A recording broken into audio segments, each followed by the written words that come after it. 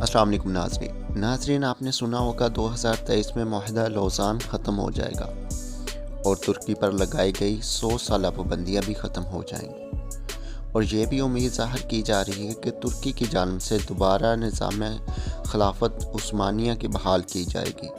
لیکن کیا آپ جانتے ہیں کہ معاہدہ لوزان کیا ہے؟ کیا واقعی معاہدے پر ترکی پر کوئی پابندیاں لگائی گئی تھی یا نہیں؟ اور یہ معاہدہ لوزان کب ہوا تھا، کس نے کیا تھا، اور اس معاہدے کے ہونے کی کیا وجوہات تھی؟ تو آئیے ناظرین اس ویڈیو میں ہم مکمل ڈیٹیلز آپ سے شیئر کرتے ہیں۔ معاہدہ لوزان 24 جولائی 1923 کو پہلی جنگ عظیم کے اتحادیوں اور ترکی کے درمیان طے پایا۔ کیونکہ یہ لوزان کے مقام پر طے پایا، اس لیے اس کو معاہدہ لوزان کا نام دیا گیا۔ جیسا کہ پہلے جنگوں اور معاہدوں کا نام جگہ پہ نام پہ رکھے جاتے تھے جہاں وہ ہوتے تھے۔ مثال کے طور پر جنگ احد جو احد کے مقام پہ لڑی گئی، جنگ بدر جو بدر کے مقام پہ لڑی گئی، اور صلح حدیبیہ جو حدیبیہ کے مقام پر ایک معاہدہ طے پایا۔ اس معاہدے کے نتیجے میں ترکی کو پہلی بار آزاد ریاست کے طور پر قبول کیا گیا۔ یہ ایگریمنٹ ترکی اور فرانس کے درمیان تھا۔ در حقیقت یہ ترکی اور تمام ان طاقتوں کے درمیان میں تھا جو پہلے جنگ عظیم کے اتحادی تھے۔ ان میں فرانس، اٹلی، جاپان، گریس اور رومانیہ شامل تھے۔ ناظرین یہ پہلا معاہدہ تھا جو فرانسیسی لینگویج میں کیا گیا۔ اس سے پہلے فرانس اور ترکی میں جتنے بھی معاہدے یا کسی بھی ملک میں معاہدے ہوتے تھے تو وہ ترکی زبان میں کیے جاتے تھے۔ مصطفیٰ اتاتürک نے خلافت عثمانیہ کا خاتمہ کیا اور ترک افواج نے یونانی افواج کو اناطولیہ سے باہر نکال دیا، معاہدہ تاثیر ختم کر دیا، اور اس پہ ایک دوبارہ بحث و مباحثہ چھڑ گیا۔ طویل بحث و مباحثے کے بعد 20 اکتوبر 1922 کو امن کانفرنس کا آغاز ہوا، اور ایک لمبی بحث اور ڈسکشن کے بعد 4 فروری 1923 کو ترکی کی مخالفت کے باعث یہ متاثر ہوئی اور اسے ختم کر دیا گیا۔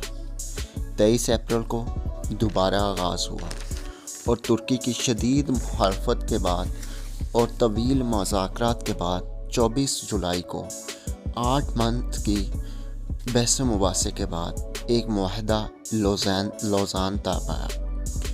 اس معاہدے کو امن معاہدہ بھی کہا جا سکتا ہے کیونکہ اس پہ تمام فریق متفق ہو گئے اور یہ ایک معاہدہ طے پایا۔ دوسری جانب یہ 100 سال معاہدہ تھا کیا؟ اس معاہدے میں در حقیقت 100 سال معاہدے میں مسلمانوں اور ترکی کے عوام پر مغرب اور بالخصوص برطانیہ نے بہت ساری پابندیاں عائد کی تھی۔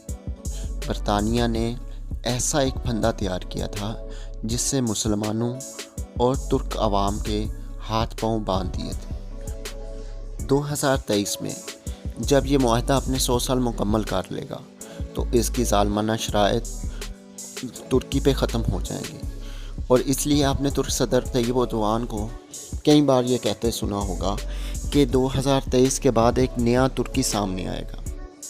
معاہدہ لوزان تب ہوا تھا جب اتحادی جنگ عظیم کے اتحادی ترکی کے بہت بڑے رقبے پہ قابض تھے، تو انہوں نے اپنی بہت ساری شرائط منائی، جس میں سب سے پہلی شرائط یہ تھی کہ خلافت عثمانیہ کا خاتمہ کیا ہو، اور اس کے بعد نمبر 2 سلطان کو ترکی سے بے دخل کر دیا جائے، اس کی جائیدادیں ضبط کر لی جائیں، اور جتنی بھی خلافت عثمانیہ یعنی بادشاہوں کی جائیداد ہے وہ ضبط کی جائے، اور ترکی ایک سیکولر اسٹیٹ بن جائے، اور عربی زبان پر پابندی لگا دی گئی۔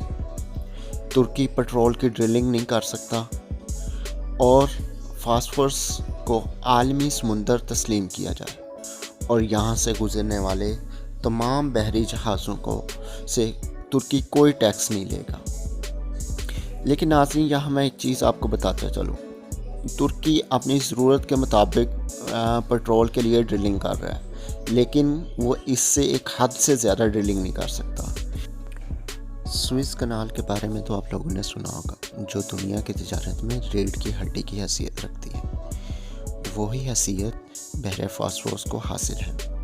ترک صدر کے مطابق بحر فاسفورس سے ایک نئی کنال بنائی جائے گی جو بحر اسود، بحر مرمر اور بحر مسعود کو لنک کرے گی، اور ان میں سے تجارت کی غرض سے گزرنے والے تمام بحری جہازوں سے ٹیکس لیا جائے گا، جس کی وجہ سے ترکی کی اکانومی بہت زیادہ اوپر چلی جائے گی۔ یہی وجہ ہے کہ ترک صدر 2023 کے بعد ایک نیا ترکی کا سلوگن متعارف کروا رہے ہیں۔ معاہدہ لوزان کے بارے میں ایک اور بات بہت مشہور ہے کہ 2023 کے بعد ترکی خانہ کعبہ پہ اپنا حکومت متعارف کروائے گا، لیکن اس معاہدے سے خانہ کعبہ کا کوئی لنک نہیں ہے۔ اگر آپ کو ہماری ویڈیو اچھی لگی ہے تو پلیز ہمارا ایک لائک اور سبسکرائب کریں۔